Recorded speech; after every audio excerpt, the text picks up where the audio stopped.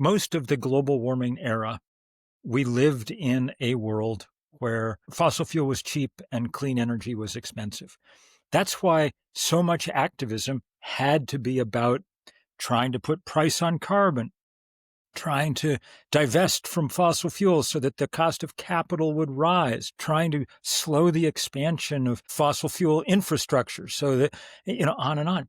But sometime about 5 years ago, we crossed that line, that flipped, and now we're in a different world. And the parameters of that world are going to keep shifting in the same direction. Fossil fuel is not on a learning curve. Fossil fuel was always pretty cheap, but it doesn't, if anything, it gets more expensive because now you have to go deep beneath the ocean or down and frack the subsurface geology or whatever it is to get at it. I mean, the coal is further back in the back of the coal mine and it takes more effort to get.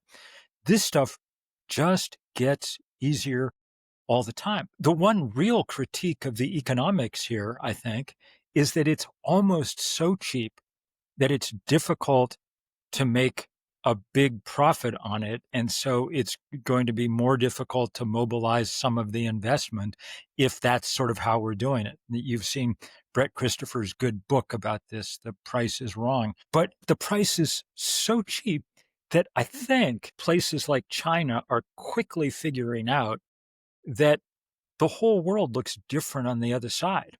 Like manufacturing, like just the daily cost of living, like all the things that we do in this world with energy become so radically less expensive once we've built this out that it's as if you're living in a different world.